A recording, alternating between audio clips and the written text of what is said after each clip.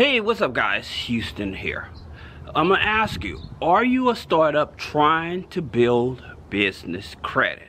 Okay, now if that's you, then I'm gonna help you build up your business credit on steroids. All right, now the reason that I'm gonna help you do this is because I'm gonna show you the fastest way to position yourself to get access to funding. All right, and I'm talking about some of the easiest credit cards you should be using to help build up that business credit so that you can get access to more funding. Now here's the thing about it. When building up business credit with a startup, one of the things that I always tell people is choose the right bank account. Okay, choose the right business bank account. Now this is important. The reason is because all banks don't report to the business credit bureaus. So for many of us that are new to the business credit world, when we start a business, we go to our community banks, or we may go to our credit unions like Navy Federal in order to start getting business credit cards and business lines of credit. But the problem is, by us opening up those business bank accounts, and we may have regular deposits going into those business bank accounts, they're not reporting to the business credit bureaus. Okay, and so by them not actually reporting your business transactions is not helping you grow your business credit, especially your business bank rating, so that you can get access to more funding. So the banks that I always tell people, you want to look at the gatekeepers, the major banks. All right, and so three of the top major banks that you should consider is Chase Bank. The reason is because they report to Experian, Equifax, Small Business Financial Exchange, and shares that information with Dun & Bradstreet. Now, the next bank is Citibank. Citibank reports to Experian, Equifax, Small Business Financial Exchange, and shares with Dun & Bradstreet. And then you have Capital One. Capital One, again, Experian, Equifax, Small Business Financial Exchange, and Dun & Bradstreet. Now, for many of us that have startups and we're trying to get business funding, we're always focused on the net 30s. What about the net 30s?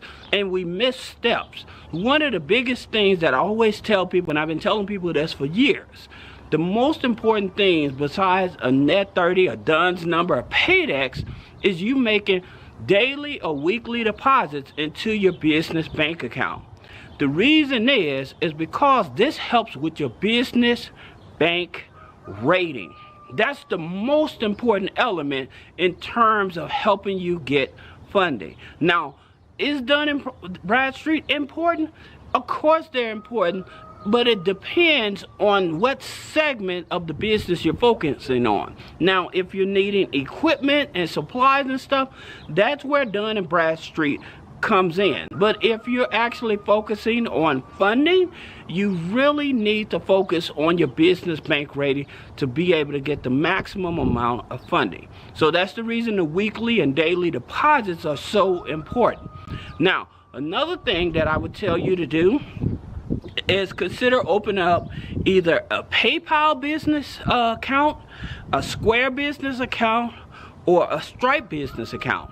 Now, the reason that you want to open up either one of those business accounts, or you can open up all three, because your business transactions, I would tell you, have those. Let's just take PayPal for example. People that are paying you from your business, have them to be invoiced or paid to PayPal.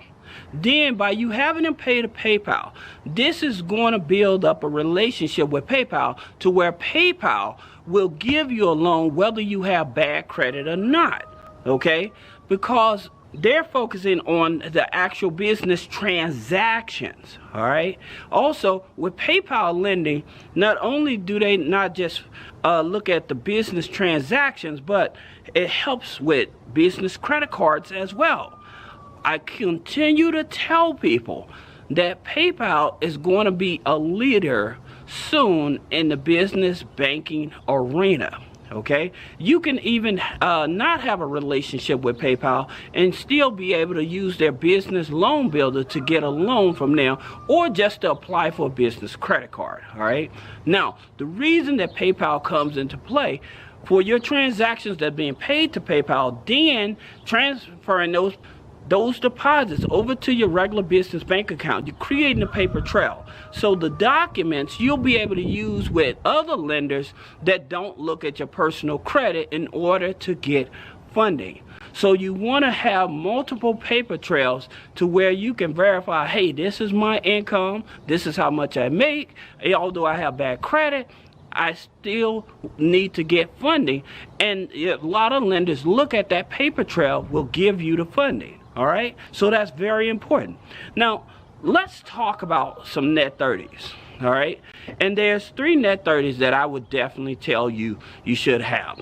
The first net 30 is NAV, and that's so you can monitor your business credit. All right, so NAV gives you your Dun & Bradstreet score, gives you your Experian score, as well as your Equifax score. They also give you a free personal credit score, but it's a Vantage score, all right? But at the same time, because they report to Experian, and most business credit cards, they usually pull from Experian, whether it's on a FICO 8 or a FICO 9. This is the reason why I tell a lot of people that are startups, you need to build the foundation faster in a more structured way so that you can get funded, especially in an environment right now where a lot of the banks, they're starting to tighten up on lending. Okay, so just keep that in mind. Now, another one is eCredible. eCredible reports to Dun & Bradstreet, Equifax, Sonia, I think Credit Safe. So they're reporting to different credit bureaus. Then you have Strategic Network System. Strategic Network System, they report to Experian Business. All right, and then there's another one you may want to look at is Wise Business Plan.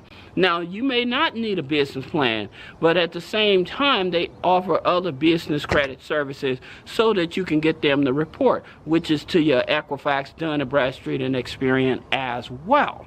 All right, so that's the third step, right? So we got the business account, we got the PayPal account, we have the net 30s. Now, let's talk about credit cards. Which credit cards should we go after first?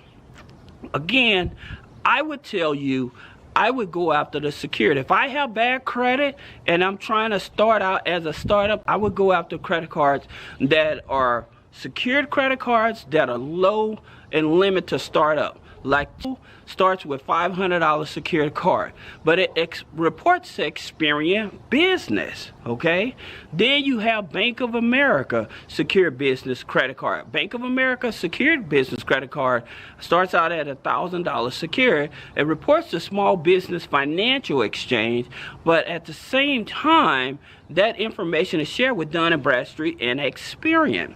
Then you have your A to B gas card. With your A to B gas card, it reports to Experian Business the security deposit of $500.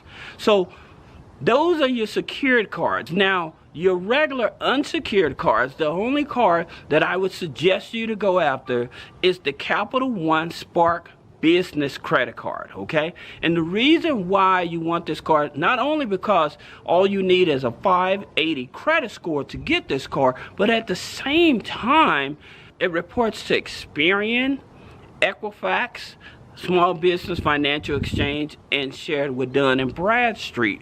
So if you build that foundation, just that foundation alone, I'm telling you, you will be able to get the maximum amount of funding because you done built your foundation all the way out. Most people tell you to get a whole lot of this net 30, that net 30. It's not necessary. You don't have to have 10, 20 net 30s in order to get business credit funding anymore.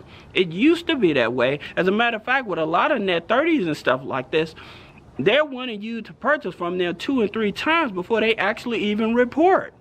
So that's the reason you don't want to be gambling on when they're going to report on your business credit file and stuff like that to build up the business credit. You want to know exactly what it is you need to do in order to get the maximum amount of funding. Now, if you have any questions about business credit funding, personal credit funding, click the link in the description. Schedule a one-on-one consultation.